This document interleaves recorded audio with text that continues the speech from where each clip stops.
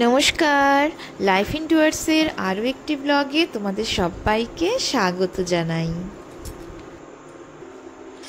আজকে রাতের বেলা রুটি করব, যেহেতু শ্বশুর মশাই রুটি খাবেন বলেছেন, দুটো রুটি বানাতে, দুটো গোলা রুটি। তার জন্য আমি একটু কড়াই গরম করে এখানে সরষের তেল দিয়ে দিয়েছি। আর বেগুন অনেক দিন খাওয়া হচ্ছে না, বেগুন ভাজা। তো বেগুন ভাজা কেটেছি, দেখো এরকম গোল গোল করে বেগুন ভাজা কেটে নিয়েছি। হ্যাঁ, আর এইগুলো দেখতে পাচ্ছ, এইগুলো হচ্ছে চাল কুমড়া। চাল কুমড়াগুলোকে জাস্ট ভাজবো অল্প তেলের মধ্যে দিয়ে। কি করে ভাজবো সেটাই তোমাদের দেখাবো। এর মধ্যে লবণ, হলুদ দিয়ে কাঁচা লঙ্কা চিড়ে দেব, আর একটু নাড়াচাড়া করে ঢেকে দেব।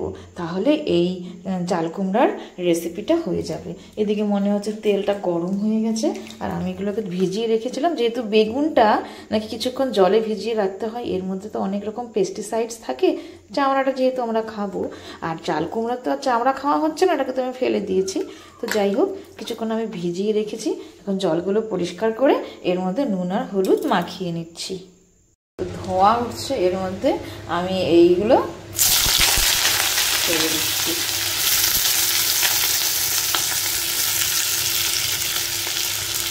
একটা পিঁপড়া কোথা থেকে আসলো, এগুলো দিয়ে দিলাম। এর মধ্যে দেব আর দিচ্ছি হলুদ। দেখেছো, এর মধ্যে আমি আর কিছুই দেবো না, এই ঢেকে দিলাম। আর আঁচটা কমিয়ে দেব। এর মধ্যে দিয়ে দিচ্ছি এই দেখো কাঁচা লঙ্কা। আর এদিকে নিয়ে নিচ্ছে আটা, ওটাতে হয়ে যাবে। অল্প ভাত আছে আর এটুকু রুটি দিয়ে। এর মধ্যে দেব লবণ আর জল দিয়ে এটা পেস্টের মতো, ব্যাটারের মতো তৈরি করে রাখি। গোলা রুটি বানাতে সুবিধা হবে, আমি এভাবেই বানাই। এর মধ্যে দিয়ে দিলাম লবণ,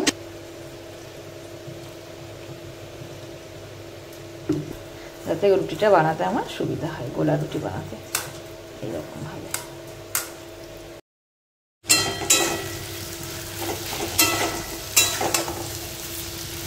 কিছুটা হয়ে গেছে, আর একটু হবে।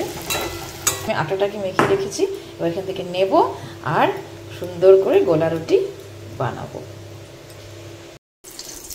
এদিকে বেগুনে হলুদ, লবণ,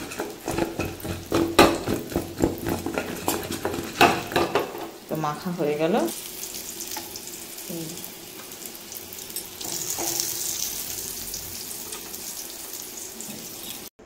না, বেগুনগুলো কি সুন্দর, এগুলোকে আমি দিয়ে দিলাম।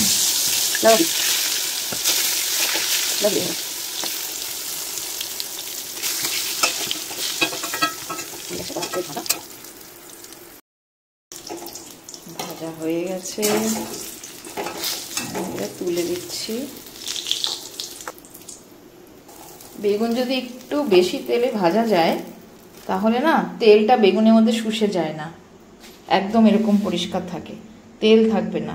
আর যদি কম তেলে বেগুন ভাজো, তাহলে কিন্তু বেগুনের মধ্যে কি থাকবে বলো তো, সব তেল ভেতরে শুষে যাবে।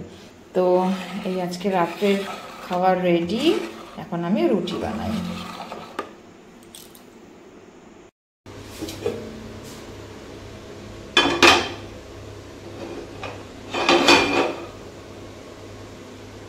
গরম হোক। এখানে আম আছে, বাবাইয়ের খেলার চাবির রিংটা। ও বাড়িতে নেই, বাড়িটা ফাঁকা ফাঁকা।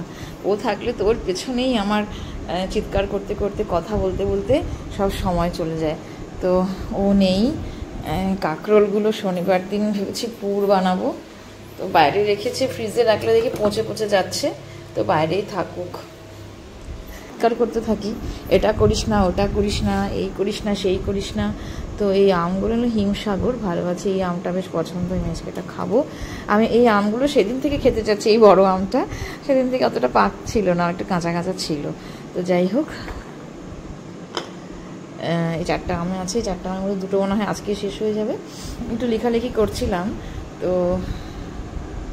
এখন আর হলো না। এদিকে ডালটা তো বের করে রেখেছি,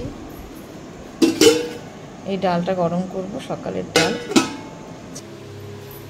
তাওয়া গরম হয়ে গেছে, এখন আমি এটা দিয়ে দিই।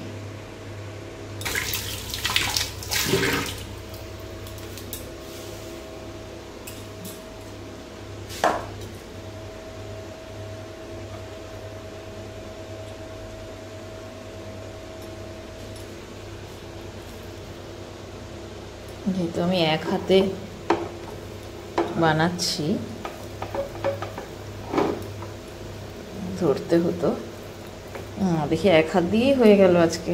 ওয়াও, এক হাত দিয়ে করা, তাওয়াতে এক হাত দিয়ে করে দিলাম। এক হাতে আমি ফোন ধরে রেখেছি, এক হাতে রেকর্ডিং করছি, আর এক হাতে দেওয়া হয়ে গেল। বাহ, নাইস। হাতে তো একটু লেগেই থাকবে, যেহেতু এটা গোলা রুটি। আঁচটা ছোটো উনানে বসিয়েছি, তো এই রুটিটার এই চারিদিক থেকে উঠে যাচ্ছে। এই যে আমি ধরবো, এই যে এই দেখো পেছনটা, দেখেছ কি সুন্দর। এই দিয়ে দিলাম ভাঁজ করে, এখানে রাখলাম। এর মধ্যে এবার অন্যান্য সবজিগুলো দিয়ে, এই হলো 2টো রুটি, আর এই দিয়ে দেব বেগুন ভাজা, এই হচ্ছে চাঁদকল ভাজা।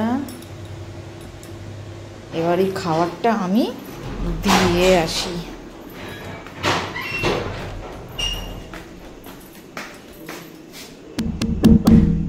খাবার, এটা রাতের খাওয়া, দেখো রাতের খাওয়া আমাদের। হ্যাঁ ঠিক আছে, রুটি, এটা ওর বাবার করেছিলাম ভোগ চালের ভাত।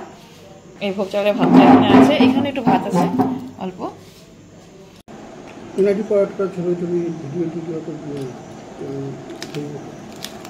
ফেসবুকে কোথায় দিই? কোথায় দিচ্ছ? এটা তো আমার ব্লগ। ফেসবুকে ব্লগে দিচ্ছ না?